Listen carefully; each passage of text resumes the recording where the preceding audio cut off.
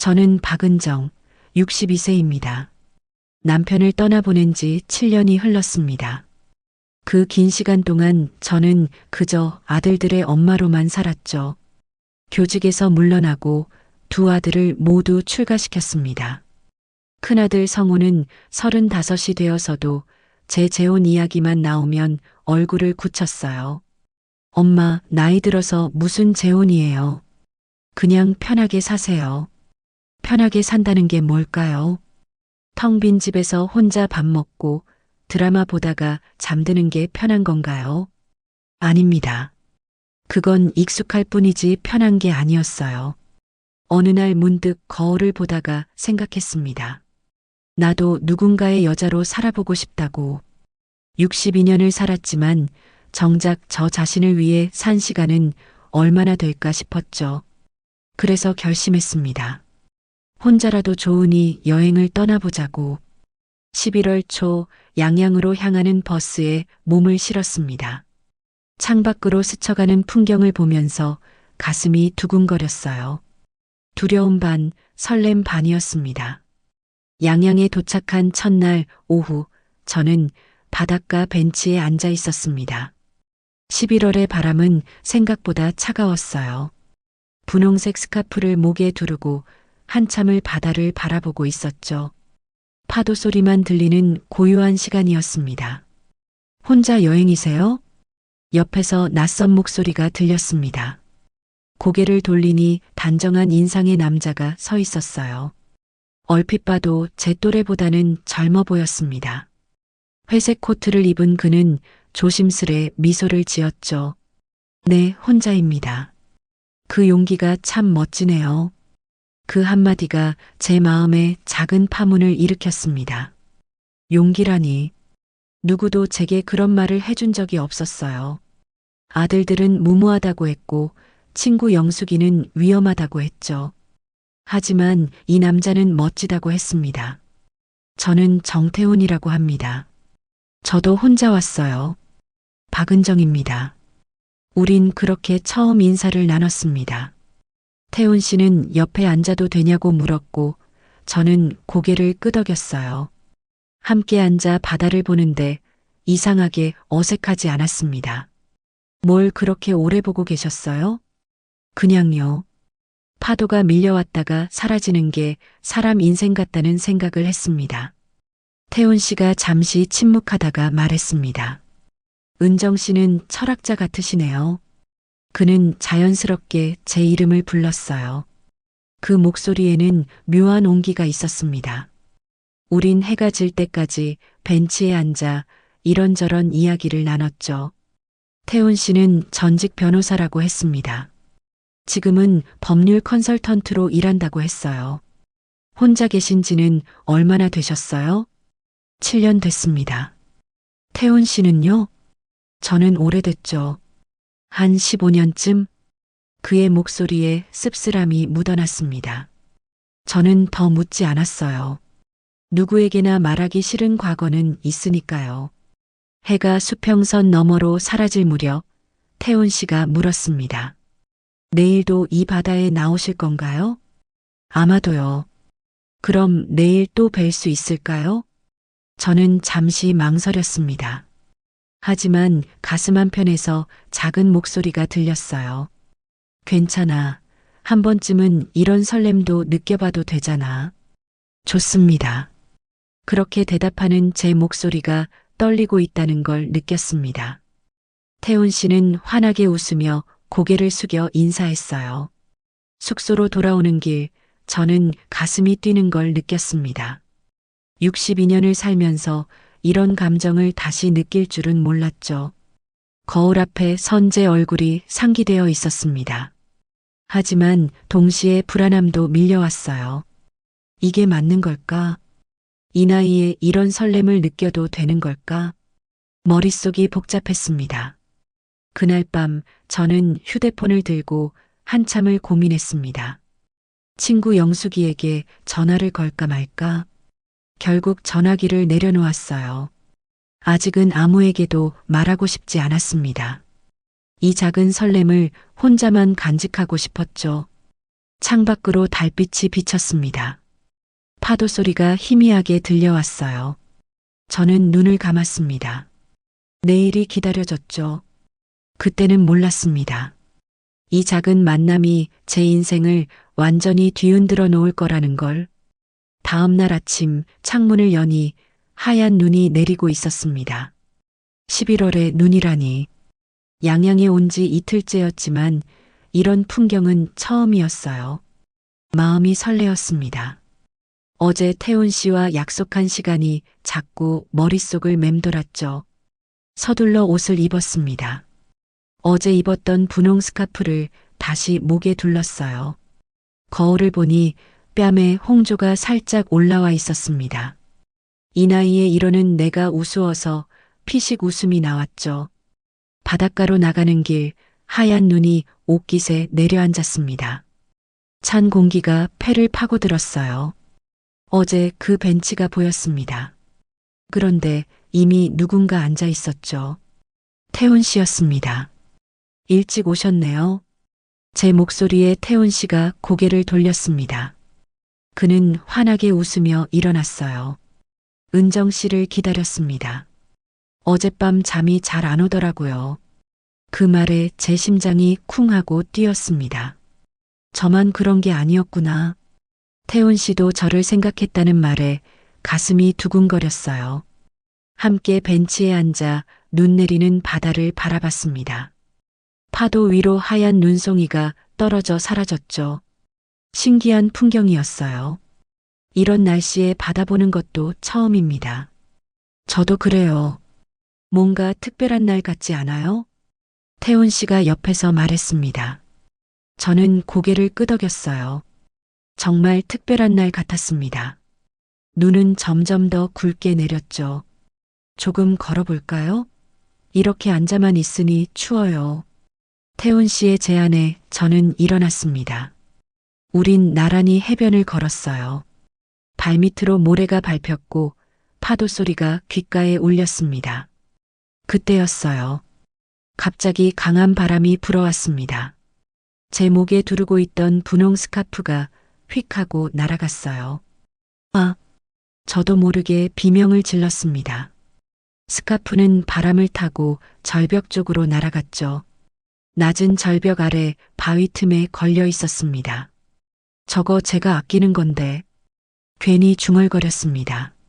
사실 그냥 평범한 스카프였어요. 하지만 어제 태훈 씨를 처음 만날 때 두르고 있던 거라 왠지 의미가 있게 느껴졌죠. 잠깐만요. 태훈 씨가 갑자기 절벽 쪽으로 걸어갔습니다. 아니에요, 괜찮습니다. 위험해요. 제가 소리쳤지만 태훈 씨는 이미 조심스럽게 절벽을 내려가고 있었어요. 높이가 한 3미터쯤 됐을까요? 그리 높진 않았지만 바위가 미끄러워 보였습니다. 심장이 쫄깃했어요. 괜히 아끼는 척했나 싶어 후회가 밀려왔습니다. 저는 절벽 위에서 태훈 씨를 내려다봤죠. 조심하세요. 괜찮아요. 이 정도는. 태훈 씨는 천천히 바위를 잡고 내려갔습니다. 눈이 계속 내리고 있었어요. 바위가 점점 더 미끄러워질 거였습니다. 제 손에 식은땀이 났죠. 드디어 태훈 씨가 스카프를 집어들었습니다. 그리고 조심스럽게 다시 올라왔어요. 마지막에 손을 헛디뎠을 때 저는 숨이 멎는 줄 알았습니다. 다행히 태훈 씨는 균형을 잡고 무사히 올라왔죠. 휴, 다행이다. 태훈 씨가 숨을 고르며 말했습니다. 그리고 눈이 소복이 쌓인 분홍 스카프를 제게 건넸어요. 손이 차가웠습니다. 이런 건 잃으면 안 돼요. 꼭 간직하세요. 그 말에 제 눈시울이 뜨거워졌습니다. 단순히 스카프를 주워준 게 아니었어요. 제가 소중히 여기는 걸 함께 소중하게 생각해준다는 느낌이 들었죠. 고맙습니다. 정말 별 말씀을요. 은정 씨 것이니까요. 태훈 씨는 손에 묻은 눈을 털며 웃었습니다. 코트 소매가 젖어 있었어요. 저는 스카프를 꼭 쥐었습니다. 가슴이 벅차올랐죠. 우린 다시 벤치로 돌아왔습니다. 눈은 여전히 내리고 있었어요. 저는 젖은 스카프를 무릎 위에 올려놓았습니다. 손 괜찮으세요? 네, 이 정도는. 태훈 씨가 손을 비비며 말했습니다. 붉게 부어오른 손등이 보였어요. 제 가슴이 저려왔습니다. 그날 오후 우린 근처 카페에서 따뜻한 차를 마셨습니다. 창밖으로 계속 눈이 내렸죠. 태훈 씨는 손을 호호 불며 말했습니다. 이런 날씨 정말 오랜만이네요. 그러게요. 낭만적이기도 하고. 제가 대답했습니다. 태훈 씨가 창밖을 보다가 문득 말했어요. 전처가 분홍색을 참 좋아했죠. 그 순간 제 손끝이 차갑게 식었습니다. 따뜻하던 찻잔이 갑자기 무겁게 느껴졌어요. 전처라는 단어가 귓속을 맴돌았습니다.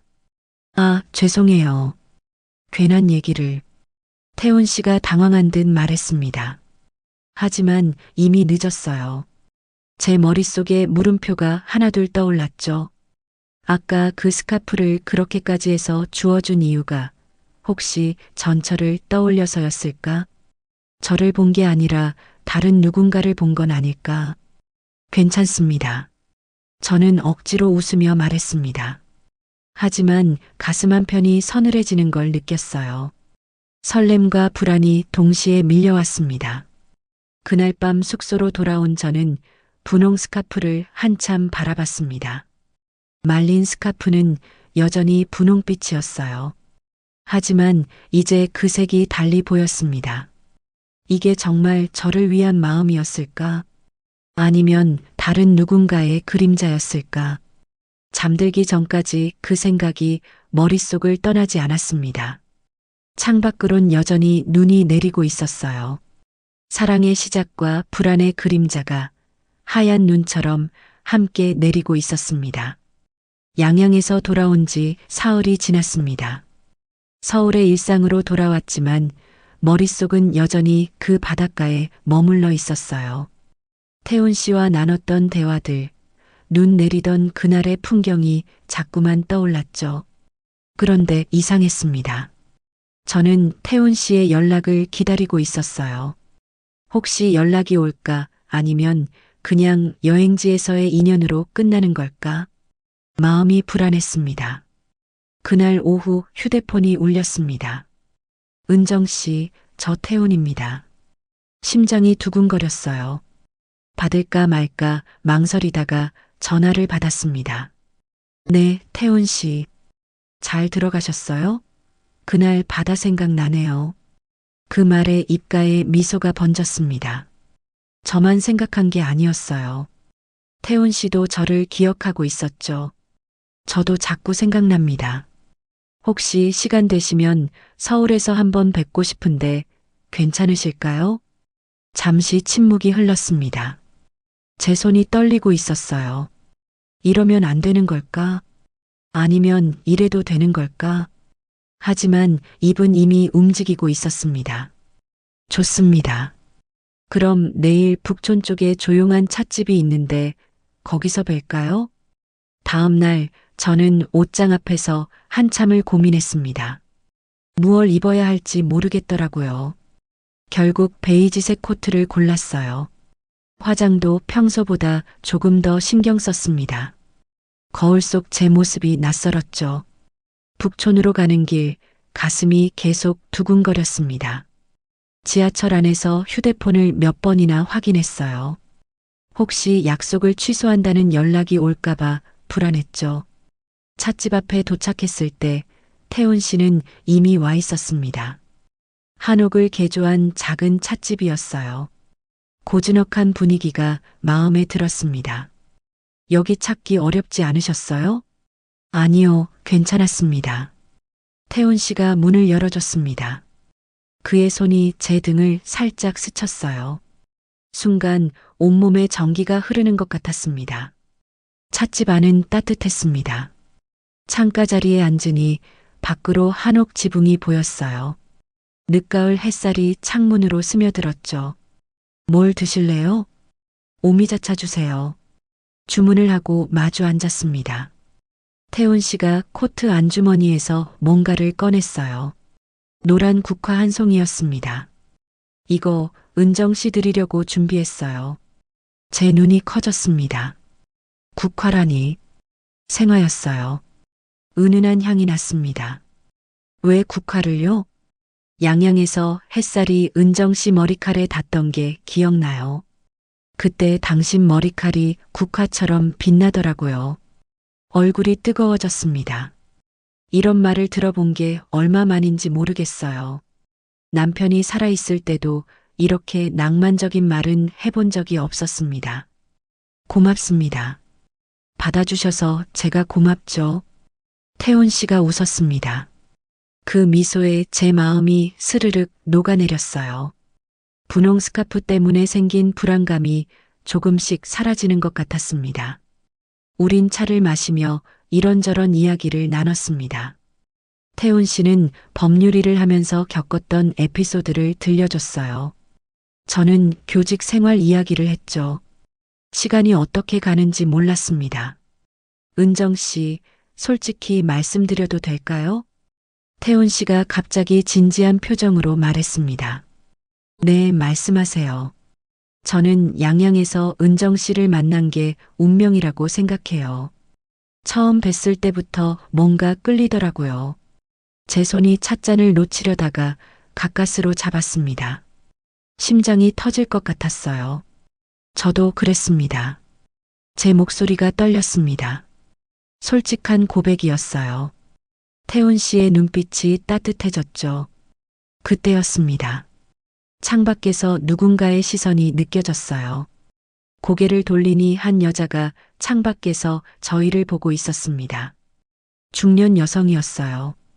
검은색 코트를 입고 있었고 긴 머리를 뒤로 묶고 있었죠.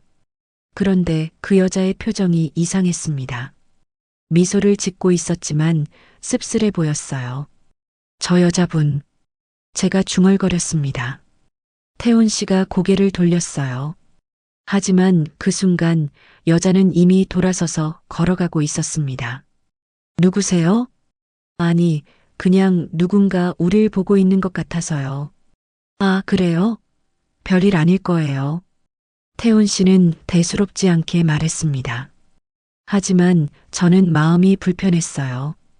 그 여자의 눈빛이 계속 머릿속에 맴돌았죠. 왜 그렇게 저희를 봤을까? 그리고 왜 그런 표정을 지었을까? 슬픔 같기도 하고 연민 같기도 한 그 표정이 자꾸 떠올랐습니다.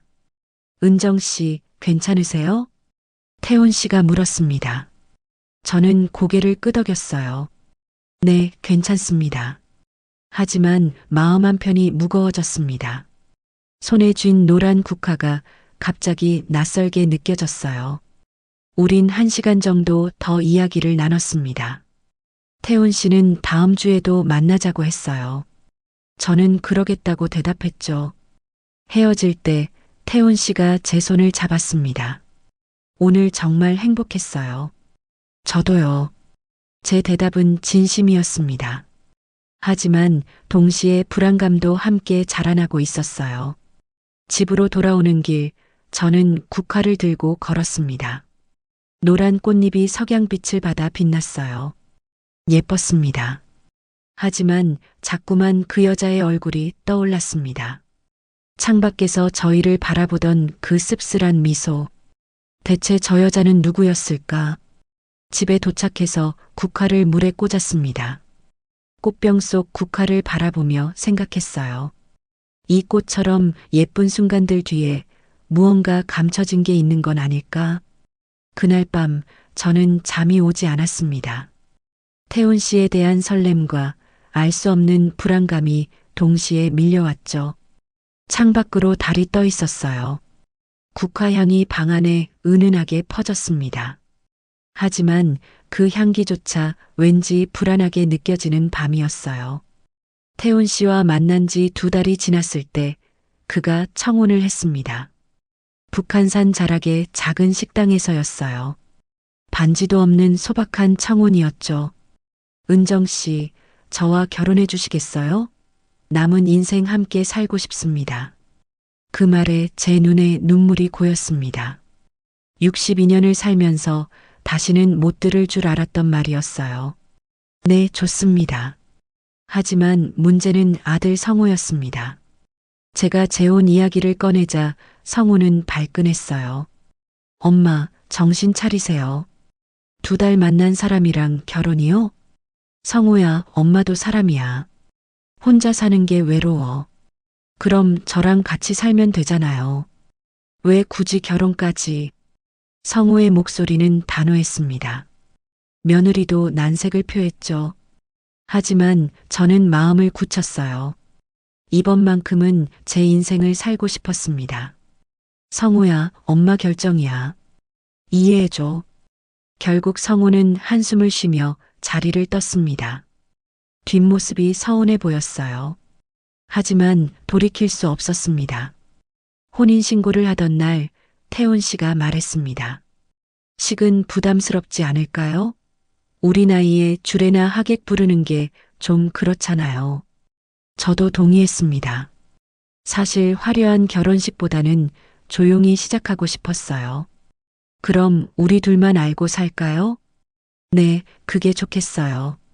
구청에서 서류에 도장을 찍던 순간 가슴이 뛰었습니다. 설렘 반, 불안 반이었죠. 태훈 씨가 제 손을 잡았어요. 앞으로 잘 부탁드립니다, 아내. 그 말이 낯설면서도 달콤했습니다. 태훈 씨는 제 집으로 이사를 왔습니다. 큰 짐은 없었어요. 책 몇 박스와 옷가지 정도였죠. 짐이 별로 없네요. 원래 소박하게 살았어요. 처음 며칠은 신혼 같았습니다. 태훈 씨는 아침마다 커피를 내려줬어요. 함께 장을 보고 손잡고 공원을 걸었죠. 이런 게 행복이구나 싶었습니다. 하지만 일주일쯤 지나면서 뭔가 달라지기 시작했어요. 태훈 씨가 서재에서 보내는 시간이 늘었습니다. 문을 잠그고 들어가는 일이 잦아졌죠. 뭐 하세요? 일 좀 봐야 해서요. 도와드릴 거 없어요? 아니에요, 괜찮습니다. 대답은 친절했지만 거리감이 느껴졌어요. 저는 문 밖에서 망설이다가 돌아섰습니다. 전화도 이상했습니다. 예전엔 제 앞에서 받던 전화를 이젠 밖으로 나가서 받았어요. 여보세요? 네, 잠깐만요. 그러고는 베란다로 나가곤 했죠. 목소리가 낮게 깔렸습니다. 누구와 통화하는지 궁금했지만 물어볼 용기가 나지 않았어요. 그러던 어느 날 밤이었습니다. 태훈 씨가 샤워를 하러 간 사이 거실 탁자에 휴대폰이 놓여 있었어요. 평소 같으면 그냥 지나쳤을 겁니다. 하지만 그날따라 마음이 불안했죠. 손이 저절로 움직였습니다. 휴대폰을 집어들었어요. 화면에 비밀번호 입력창이 떴습니다. 예전엔 비밀번호가 없었는데 언제 걸었을까? 그때 문자 알림이 떴습니다. 잠금 화면에도 내용이 보였어요. 보험 납입 완료, 수익자 박은정. 납입 금액 5억 원. 제 손끝이 얼어붙었습니다. 5억 원짜리 보험이요? 수익자가 저라고요? 심장이 빠르게 뛰기 시작했습니다. 샤워실에서 물소리가 멈췄습니다. 서둘러 휴대폰을 제자리에 놓았어요. 손이 떨렸습니다. 태훈 씨가 수건으로 머리를 닦으며 나왔습니다. 왜 그래요? 얼굴이 안 좋은데. 아, 아니에요. 그냥 말을 잇지 못했습니다. 태훈 씨는 휴대폰을 집어들고 방으로 들어갔어요.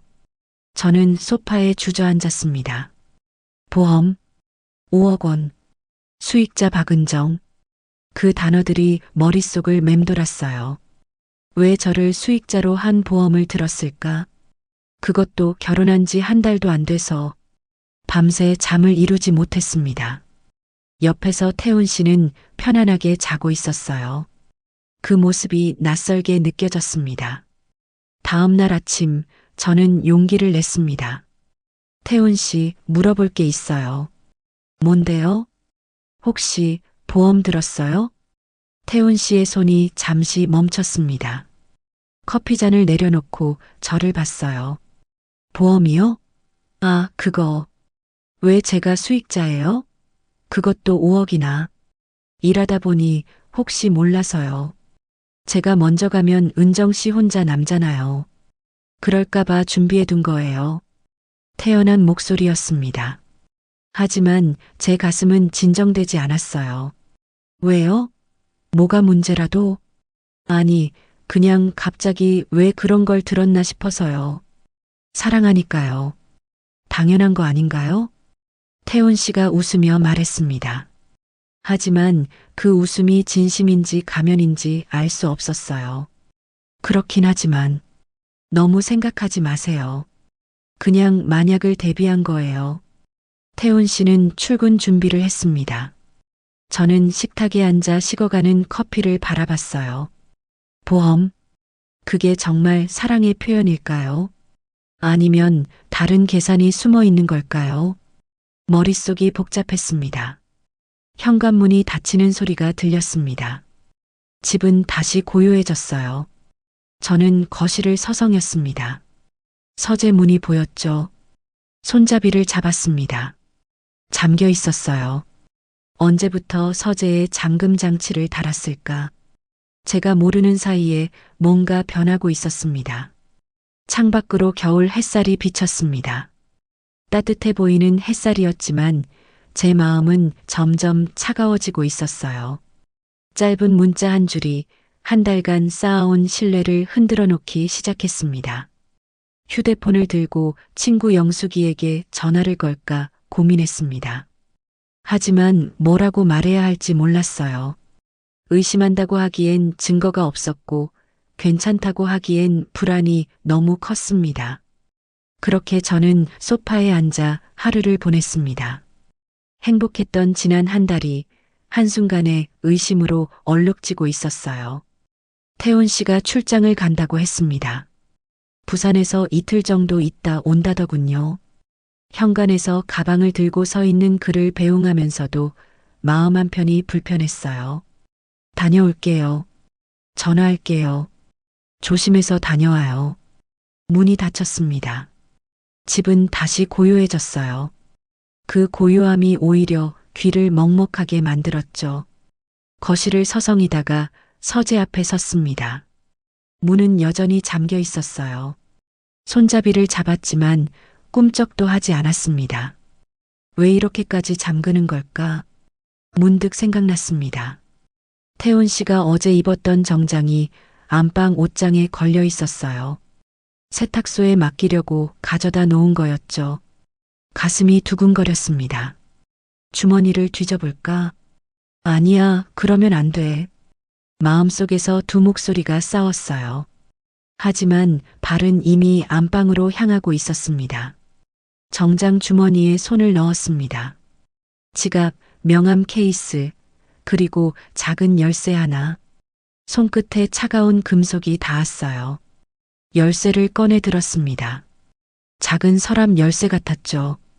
서재로 향했습니다. 책상 서랍에 열쇠를 꽂았어요. 딸깍 소리가 났습니다. 열렸습니다. 손이 떨렸죠. 서랍을 천천히 열었습니다. 안에는 서류 몇 장과 봉투 하나가 들어 있었어요. 심장이 쿵쿵거렸습니다. 맨 위에 있던 서류를 집어들었습니다. 제 이름이 적혀 있었어요. 건강검진 결과지였습니다. 제가 작년에 받았던 검진 결과였죠. 왜 이게 여기에 있는 거죠? 다음 서류를 펼쳤습니다. 보험 계약서였습니다. 5억 원짜리 생명보험. 계약자는 정태훈, 피보험자도 정태훈, 수익자는 박은정. 저였습니다. 손이 떨렸습니다. 계약 날짜를 봤어요. 우리가 결혼하고 일주일 뒤였습니다. 그렇게 빨리 가입했다니. 서류를 더 넘겼습니다. 그런데 이상한 문서가 나왔어요. 병원 진료 기록이었습니다. 정태훈의 이름이 적혀 있었죠.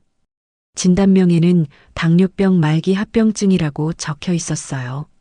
숨이 막혔습니다. 당뇨병 말기요?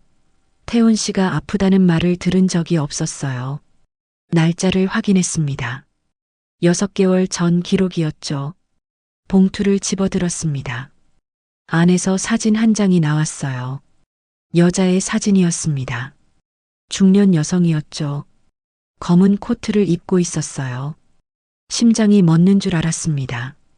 이 여자 본 적이 있었어요.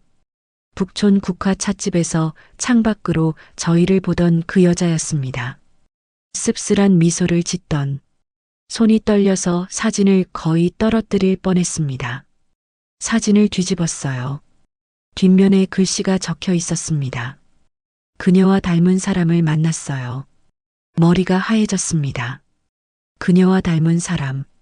그게 저를 말하는 건가요? 태훈 씨는 저를 본 게 아니라 이 여자를 본 건가요? 다리에 힘이 풀렸습니다.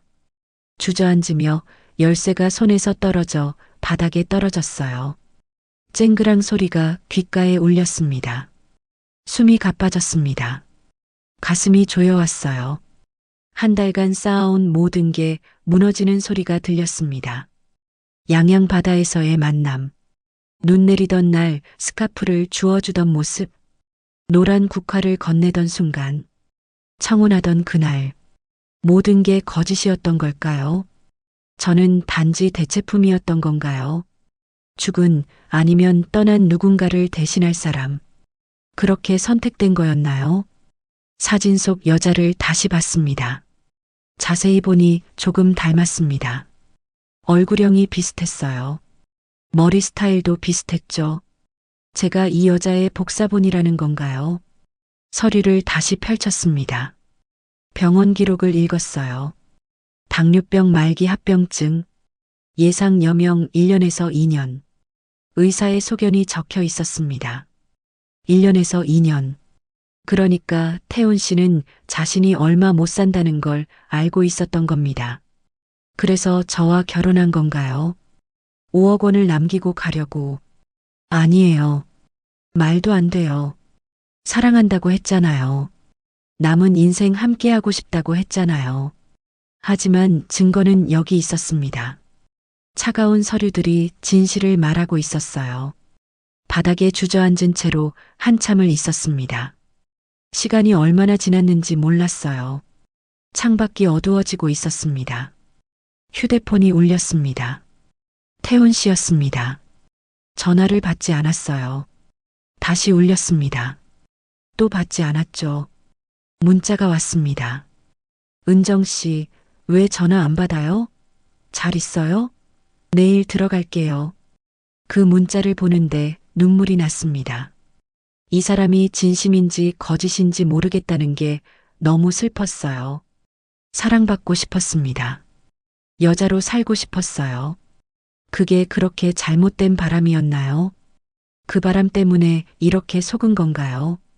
서류를 다시 서랍에 넣었습니다. 열쇠로 잠갔어요. 그리고 정장 주머니에 열쇠를 다시 넣었습니다. 모든 걸 원래대로 돌려놓았죠.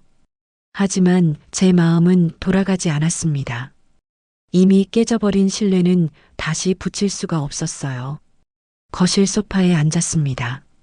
어둠이 내렸지만 불을 켜지 않았어요. 어둠 속에서 가만히 앉아 있었습니다. 태훈 씨가 내일 돌아옵니다. 그럼 어떻게 해야 할까요? 모른 척 해야 할까요? 아니면 따져 물어야 할까요? 하지만 따져 물어서 뭐가 달라질까요? 이미 결혼했습니다. 혼인신고도 했어요. 아들한테도 말했죠. 눈물이 볼을 타고 흘러내렸습니다. 소리 없이 울었어요. 62년을 살면서 이렇게 무너지는 기분은 처음이었습니다. 사랑이라 믿었던 한 달, 행복했던 그 시간들, 모든 게 서류 한 장으로 무너져 내렸습니다. 창밖으로 달이 떠올랐습니다. 차가운 달빛이 거실을 비췄어요. 저는 그 달빛 속에서 혼자 울고 있었습니다. 국화가 꽂혀 있던 꽃병이 보였습니다. 꽃은 이미 시들어 있었어요. 노랗던 꽃잎이 갈색으로 변해 있었죠. 마치 제 마음처럼. 태훈 씨가 출장에서 돌아온 후 저는 아무 말도 하지 않았습니다. 서랍 속 비밀을 본 것도 그 여자의 사진을 본 것도 입 밖에 내지 않았어요. 그냥 평소처럼 웃고 밥을 차리고 대답했습니다. 하지만 몸이 정직하게 반응했습니다. 밥맛이 없었어요. 목구멍으로 음식이 넘어가지 않았죠. 밤마다 잠들지 못하고 천장만 바라봤습니다. 요즘 왜 그래요? 얼굴이 많이 야윈 것 같은데. 태훈 씨가 걱정스럽게 물었습니다. 그의 손이 제 이마에 닿았어요. 따뜻했습니다. 하지만 그 온기가 진심인지 연기인지 알 수가 없었죠. 괜찮아요. 그냥 좀 피곤해서요. 병원 가보는 게 어때요? 아니에요. 쉬면 나아질 거예요. 하지만 나아지지 않았습니다. 일주일이 지나고 2주일이 지나도 몸은 점점 더 무거워졌어요. 가슴 한쪽이 이상했습니다. 묵직한 느낌이 들었죠. 샤워를 하다가 가슴에 손을 대봤습니다. 뭔가 만져졌어요. 작은 덩어리 같은 게 느껴졌습니다. 심장이 철렁했죠. 다음 날 태훈 씨 몰래 병원에 갔습니다. 산부인과가 아니라 외과였어요. 의사는 진지한 표정으로 검사를 권했습니다. 조직 검사를 해봐야 정확히 알 수 있습니다. 얼마나 걸려요? 일주일 정도요. 일주일. 그 시간이 끝없이 길게 느껴졌습니다. 집에 돌아와서도 태훈 씨에게 말하지 않았어요. 말할 수가 없었습니다. 이 사람이 진심으로 걱정해 줄까? 아니면 보험금을 떠올릴까? 그런 생각을 하는 제 자신이 비참했죠. 결과가 나오는 날 혼자 병원에 갔습니다. 친구 영숙이도 부르지 않았어요. 아무에게도 말하고 싶지 않았습니다. 의사의 표정이 무겁였습니다. 유방암 초기입니다. 다행히 일찍 발견했어요. 수술하면 완치 가능성이 높습니다. 암. 그 단어가 귓가에서 울렸습니다. 의사의 말이 더 이상 들리지 않았어요. 입술이 파르르 떨렸습니다. 언제 수술할 수 있나요? 최대한 빨리 하는 게 좋습니다. 다음 주 월요일에 입원하시죠. 고개를 끄덕였습니다. 다른 선택지는 없었어요. 집으로 돌아오는 길, 하늘이 무너지는 것 같았습니다. 62년을 살아왔는데 이제 끝인 건가요? 결혼하고 석 달 만에 암이라니. 문득 서랍 속 서류가 떠올랐습니다. 제 건강검진 결과. 그게 거기 있던 이유가 뭘까요? 혹시 태훈 씨가 제 건강을 확인하려고 미리 조사한 걸까요? 머리가 아팠습니다. 의심이 꼬리에 꼬리를 물었어요. 하지만 확인할 수도 없었습니다. 입원 날까지 태훈 씨에게 말하지 않았습니다. 출장 간다고 거짓말을 했어요. 어디 가세요? 친구 영숙이가 강릉에 있거든요. 거기 가서 며칠 있다 올게요. 그래요? 조심해서 다녀와요. 태훈 씨는 의심하지 않았습니다. 아니, 의심할 틈을 주지 않았죠. 월요일 아침 작은 가방 하나를 들고 집을 나섰습니다. 태훈 씨는 출근 준비를 하고 있었어요. 다녀올게요. 연락해요. 잘 다녀와요. 현관문을 닫는 순간 눈물이 났습니다. 혼자였습니다. 진짜 혼자였어요. 병원에 입원했습니다. 4인실이었죠. 침대에 누워 천장을 바라봤어요. 내일이면 수술입니다. 무섭지 않다면 거짓말이겠죠. 영숙이에게 전화를 걸까 고민했습니다. 하지만 전화기를 들지 못했어요. 말하면 눈물이 날 것 같았습니다. 수술 전날 밤이었습니다. 잠이 오지 않았어요. 복도를 걷기로 했습니다. 보호자 없이 혼자 입원한 게 너무 외로웠죠. 복도 끝 창가에 서서 밖을 내다봤습니다. 서울의 야경이 보였어요. 불빛들이 반짝였습니다. 저 안에 태훈 씨도 있겠죠. 지금 뭘 하고 있을까요? 그때였습니다. 뒤에서 익숙한 목소리가 들렸어요. 왜 혼자 있어요? 심장이 멎는 줄 알았습니다. 천천히 돌아봤어요. 태훈 씨가 서 있었습니다. 손에는 꽃다발을 들고 있었죠. 어떻게? 병원에서 연락 왔어요. 보호자 연락처가 제 번호였잖아요. 그제야 생각났습니다. 입원 서류에 보호자를 적어야 했었죠. 태훈 씨 번호를 적었던 게 기억났어요. 당신 혼자가 아니잖아요. 태훈 씨가 다가왔습니다. 가까이서 보니 그의 눈에 눈물이 고여 있었어요. 처음 보는 모습이었습니다. 왜 말 안 했어요? 암이라고 수술한다고 왜 혼자 결정했어요? 목소리가 떨리고 있었습니다. 화난 것 같기도 하고 슬픈 것 같기도 했죠. 말할 수 없었어요. 제 목소리도 떨렸습니다. 눈물이 터질 것 같았어요. 왜요? 제가 남편인데 왜 말 못해요? 당신이 진심인지 모르겠어서요. 그 말이 터져 나왔습니다. 참고 있던 게 한꺼번에 쏟아졌어요. 태훈 씨가 멈칫했습니다. 꽃다발을 든 손이 축 내려갔죠. 무슨 말이에요? 서랍이요. 당신 서랍 봤어요. 서류도 사진도 다 봤어요. 침묵이 흘렀습니다. 태훈 씨의 얼굴이 창백해졌어요. 언제부터? 출장 갔을 때요. 태훈 씨가 벽에 기댔습니다. 꽃다발이 바닥에 떨어졌어요. 하얀 국화 꽃잎이 흩어졌습니다. 처음엔 잘못했어요. 태훈 씨가 말했습니다. 목소리가 갈라졌어요. 아내를 잃고 너무 외로웠어요. 그 사람 닮은 사람을 찾았죠. 계획도 했어요. 제가 먼저 가면 보험금이라도 남기려고. 제 눈에서 눈물이 흘렀습니다. 하지만 지금은 달라요. 은정 씨를 알아가면서 진짜 사랑하게 됐어요. 정말이에요. 믿을 수가 없어요. 믿어주세요. 제발. 태훈 씨가 무릎을 꿇었습니다. 복도 한가운데서 무릎을 꿇고 울고 있었어요. 정말 두렵습니다. 당신이 없을까봐. 수술 잘못되면 어떡하나 그 생각에 미칠 것 같아요. 그 눈물이 진짜인지 거짓인지 알 수 없었습니다. 하지만 제게 더 이상 판단할 힘이 없었어요. 너무 지쳐 있었습니다. 주저앉았습니다. 복도 바닥에 주저앉아 울었어요. 태훈 씨도 울고 있었죠.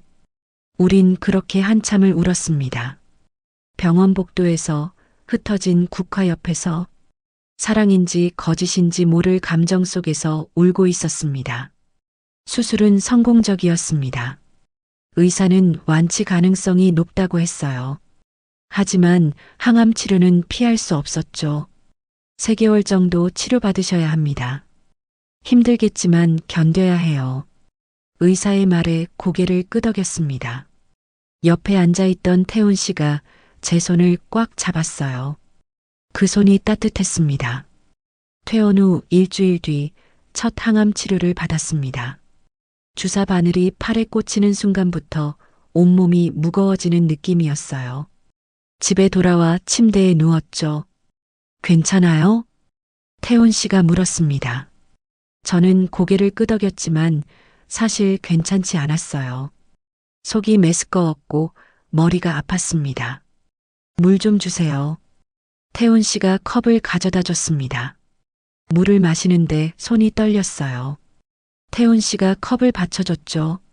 며칠이 지나자 부작용이 시작됐습니다. 음식 냄새만 맡아도 토할 것 같았어요. 태훈 씨가 죽을 끓여줬지만 한 숟가락도 넘기기 힘들었죠. 조금만 드세요. 힘내야죠. 먹고 싶은데 못 먹겠어요. 눈물이 났습니다.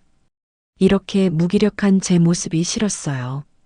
2주 정도 지났을 때였습니다. 아침에 일어나 베개를 보니 머리카락이 빠져 있었어요. 한두 가닥이 아니었습니다. 수북이 쌓여 있었죠.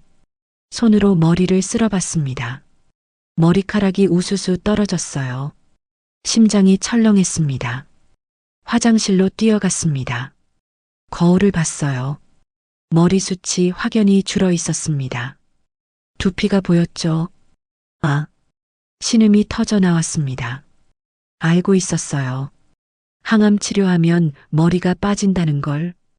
하지만 막상 보니 충격이었습니다. 빗을 들어 머리를 빗었습니다. 머리카락이 빗에 가득 걸렸어요. 한 번, 두 번, 세 번. 빗질할 때마다 머리카락이 쏟아졌죠. 거울 속 제 모습이 낯설었습니다. 이게 제 모습인가요? 62년을 지켜온 제 머리카락이 이렇게 쉽게 떨어지다니. 눈물이 볼을 타고 흘렀습니다. 소리내어 울었어요. 화장실 문을 잠그고 한참을 울었습니다. 은정 씨, 괜찮아요? 태훈 씨가 문 밖에서 물었습니다. 대답할 수가 없었어요. 목이 메어서 말이 나오지 않았죠. 문 열어줘요. 제발. 태훈 씨의 목소리가 다급했습니다. 저는 비틀거리며 문을 열었어요. 태훈 씨가 안으로 들어왔습니다. 바닥에 떨어진 머리카락들을 봤어요. 그리고 저를 봤죠. 은정 씨. 저는 그의 품에 안겼습니다. 한참을 울었어요. 태훈 씨는 아무 말 없이 제 등을 쓸어주었습니다. 추해졌어요. 머리도 없고. 무슨 소리예요? 전혀 안 추해요. 거짓말. 거울 봤잖아요. 태훈 씨가 제 얼굴을 들어 올렸습니다. 눈을 마주쳤어요. 기다려요. 잠깐만요. 어디 가요? 금방 올게요. 태훈 씨가 화장실을 나갔습니다. 현관문이 열리고 닫히는 소리가 들렸어요. 어디 간 거죠? 저는 다시 거울을 봤습니다. 눈이 퉁퉁 부어 있었어요. 머리는 듬성듬성 빠져 있었죠. 한심한 모습이었습니다. 세면대에 기대 섰습니다. 다리에 힘이 없었어요. 이렇게 약해질 줄 몰랐습니다. 1시간쯤 지났을까요? 현관문이 열렸습니다. 태훈 씨가 돌아온 거였어요. 은정 씨 나왔어요. 화장실 문을 열고 나갔습니다. 거실에 태훈 씨가 서 있었어요. 순간 숨이 멈었습니다. 태훈 씨의 머리가 없었어요. 완전히 민머리였습니다. 깨끗하게 밀어버린 거였죠. 뭐 한 거예요? 같이 기르자고요. 태훈 씨가 웃었습니다. 머리 없는 얼굴이 낯설었지만 그의 미소는 따뜻했어요. 왜 이런 걸? 혼자면 외로우니까요. 같이 기르면 덜 외롭잖아요. 눈물이 또 났습니다. 이번엔 슬픈 눈물이 아니었어요. 가슴이 뭉클했습니다. 태훈 씨가 다가왔습니다. 제 머리를 쓰다듬었어요. 우리 둘 다 민머리네요. 쌍둥이 같죠? 바보 같아요. 바보죠. 당신한테 반한 순간부터 바보였어요. 태훈 씨의 눈에도 눈물이 고여 있었습니다. 그는 제 이마에 입을 맞췄어요. 따뜻했습니다. 미안해요. 처음엔 정말 잘못 시작했어요. 계산했고 이용하려 했어요. 알아요. 하지만 지금은 달라요. 정말 사랑해요. 은정 씨 없으면 못 살아요. 그 목소리가 떨리고 있었습니다. 진심이 느껴졌어요. 아니, 진심이라고 믿고 싶었습니다. 저도요. 작은 목소리로 대답했습니다. 태훈 씨가 저를 꽉 안았어요. 두 민머리가 부딪혔죠. 웃음이 났습니다. 처음에는 작게, 그러다 점점 크게 웃었어요. 태훈 씨도 웃었습니다. 둘 다 민머리인 채로 안고 웃었죠. 우리 모자 같이 사러 갈까요? 태훈 씨가 말했습니다. 좋아요. 커플 모자 사요. 분홍색으로 할까요? 그건 싫어요. 하늘색이 좋아요. 그럼 하늘색으로. 우린 손을 잡고 소파에 앉았습니다. 민머리 두 개가 나란히 있었어요. 우스웠지만 행복했습니다. 창밖으로 햇살이 들어왔습니다. 따뜻한 봄날이었어요. 거울을 다시 봤습니다. 이번엔 둘이서 봤죠. 머리는 없었지만 웃고 있었습니다. 태훈 씨도 웃고 있었어요. 거울 속 우리가 행복해 보였습니다. 그날 오후 정말로 모자를 사러 나갔습니다. 하늘색 비니 2개를 샀어요. 똑같은 걸로 맞췄죠. 잘 어울려요. 당신도요. 손을 잡고 걸었습니다. 사람들이 쳐다봤어요. 민머리 부부가 신기했나 봅니다. 하지만 신경 쓰이지 않았어요. 집으로 돌아오는 길 태훈 씨가 말했습니다. 은정 씨, 나을 거예요. 꼭 나아요. 그럴까요? 그럴 거예요. 제가 옆에 있잖아요. 그 말이 믿음직스러웠습니다. 처음으로 태훈 씨를 온전히 믿을 수 있을 것 같았어요. 처음엔 계산으로 시작된 사랑이었습니다. 보험금과 외로움, 그리고 죽은 아내의 그림자. 하지만 지금은 달랐어요. 머리를 깎고 온 남자. 같이 아파하고 같이 웃는 남자. 이 사람은 진심으로 저를 사랑하고 있었습니다. 그날 밤 나란히 누워 잤습니다. 태훈 씨의 민머리가 베개에 닿아 있었어요. 제 머리도 마찬가지였죠. 손을 잡고 잤습니다. 따뜻한 손이었어요. 그 손을 잡고 있으니 두렵지 않았습니다. 내일이 오는 게 무섭지 않았죠. 사랑이 변하고 있었습니다. 의심에서 믿음으로, 계산에서 헌신으로. 천천히 그러나 확실하게 변해가고 있었어요. 3개월이 흘렀습니다. 마지막 항암 치료를 받고 일주일 뒤 병원에서 전화가 왔어요. 완치 판정입니다. 축하드려요. 의사의 말에 눈물이 났습니다. 살았구나. 정말 살아남았구나. 전화를 끊고 태훈 씨를 봤어요. 그도 울고 있었습니다. 다행이에요. 정말 다행이에요. 태훈 씨가 저를 꽉 안았습니다. 두 사람 모두 머리카락이 조금씩 자라나고 있었어요. 짧은 머리였지만 그게 더 소중하게 느껴졌죠. 며칠 뒤 태훈 씨가 말했습니다. 은정 씨, 어디 가고 싶은 데 있어요? 글쎄요. 특별히. 그럼 제가 정해도 될까요? 어디 갈 건데요? 태훈 씨가 미소를 지었습니다. 우리 처음 만난 곳으로 가요. 이번엔 거짓 없이. 가슴이 뛰었습니다. 양양. 모든 게 시작된 그곳. 설렘과 불안이 뒤섞였던 그 바닷가. 좋아요. 가요. 다음 주 금요일 우린 양양으로 향했습니다. 차 안에서 태훈 씨가 제 손을 잡았어요. 짧은 머리가 바람에 날렸죠. 긴장돼요? 조금요. 당신은요? 저도요. 떨리네요.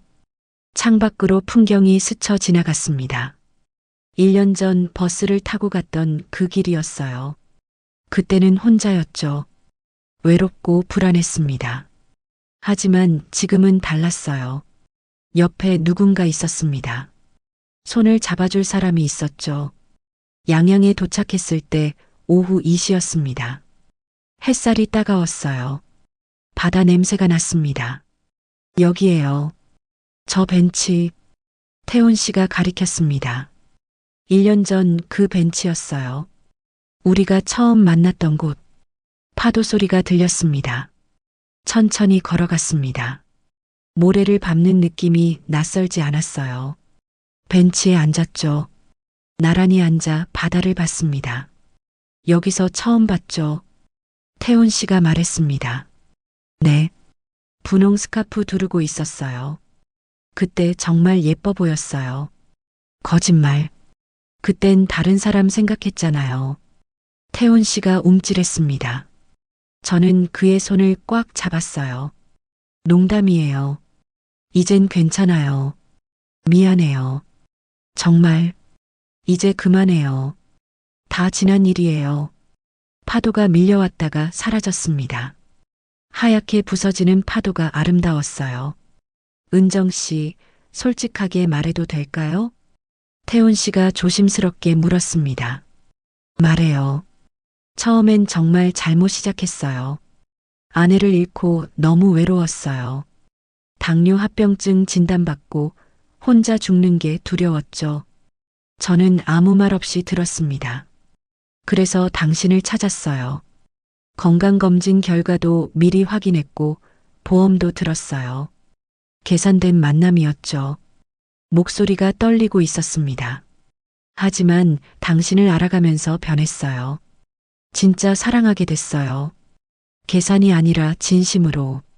태훈 씨가 저를 봤습니다. 눈에 눈물이 고여 있었어요. 그땐 속이려 했지만 지금은 평생 곁에 있고 싶어요. 진심으로.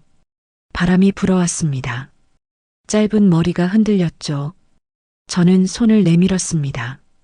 이번엔 내가 먼저 잡을게요. 태훈 씨의 손이 제 손을 잡았습니다. 따뜻했어요. 꽉 잡았죠. 용서해줘서 고마워요. 용서가 아니에요. 받아들이는 거죠. 받아들인다고요? 네. 당신도 아팠고 저도 아팠어요. 서로 상처받았죠.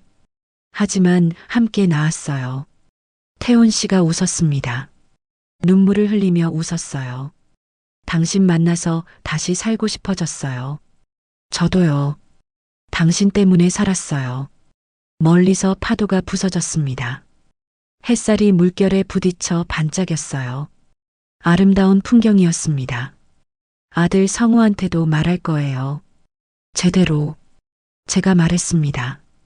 처음부터 다 말할 거예요. 당신이 어떤 마음으로 시작했고 어떻게 변했는지 화낼 거예요. 그래도 괜찮아요. 진실은 알아야 하니까. 태훈 씨가 고개를 끄덕였습니다. 같이 말해요. 도망치지 않을게요. 우린 한참을 바다를 봤습니다. 파도는 계속 밀려왔다가 사라졌어요. 끝없이 반복되는 풍경이었죠. 은정 씨, 행복해요? 네. 지금 이 순간은 행복해요. 앞으로도 행복하게 해줄게요. 당신도 행복해야 해요. 당신만 있으면 행복해요. 해가 서쪽으로 기울고 있었습니다. 노을이 지기 시작했어요. 하늘이 주황빛으로 물들었죠. 사진 찍을까요? 태훈 씨가 휴대폰을 꺼냈습니다. 셀카를 찍었어요. 짧은 머리에 두 사람이 웃고 있었습니다. 잘 나왔네요. 간직할게요. 평생. 우린 천천히 일어났습니다. 손을 잡고 해변을 걸었어요. 발밑으로 모래가 밟혔습니다. 여기서 스카프 날아갔죠. 맞아요. 절벽 아래로. 그때 진짜 무서웠어요. 당신 다칠까봐. 그래도 주웠잖아요. 당신 거니까요. 우린 웃으며 걸었습니다. 파도가 발을 적셨어요. 차가웠지만 기분 좋았죠. 숙소에 돌아와 짐을 풀었습니다. 작은 펜션이었어요. 창문 너머로 바다가 보였죠. 내일 뭐 할까요? 그냥 바다만 봐요. 아무것도 안 하고. 좋아요. 그렇게 해요. 저녁을 먹고 다시 바다로 나갔습니다. 밤바다였어요. 달빛이 수면에 반사되고 있었죠. 예쁘다. 정말 예쁘네요. 태훈 씨가 제 어깨를 안았습니다. 기대어 섰어요. 파도 소리가 들렸습니다. 은정 씨, 제 병 말이에요. 응. 의사가 그래요. 관리 잘하면 오래 산대요. 그럼 오래 사요. 나랑 같이. 그럴게요. 약속해요. 나도 약속할게요. 건강하게 살게요. 우린 약속했습니다. 밤바다 앞에서 달빛 아래에서 서로 오래 살기로, 함께 있기로. 펜션으로 돌아와 누웠습니다.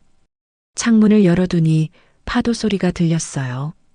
은정 씨, 응, 사랑해요. 나도 사랑해요. 처음으로 주고받는 말이었습니다. 진심이 담긴 고백이었어요. 태훈 씨의 손을 잡았습니다. 잠들 때까지 놓지 않았어요. 파도 소리를 들으며 잠들었죠. 꿈을 꿨습니다. 바다가 나왔어요. 파도가 밀려오고 사라지는 꿈. 그 파도 위를 걷고 있었습니다. 혼자가 아니었어요. 태훈 씨와 함께였죠. 아침에 눈을 떴을 때 태훈 씨도 깨어 있었습니다. 잘 잤어요? 네. 당신은요? 오랜만에 푹 잤어요. 창밖으로 아침 햇살이 비쳤습니다. 새로운 하루였어요. 후회로 시작했던 사랑이 용서로 끝나고 다시 시작되는 날이었습니다. 손을 잡고 일어났습니다. 함께 창밖을 봤어요. 바다가 빛나고 있었습니다. 파도가 부서지고 있었죠. 가요. 바다 보러. 좋아요. 같이 가요. 우린 손을 잡고 문을 나섰습니다. 새로운 시작을 향해, 진짜 사랑을 향해 함께 걸어갔습니다.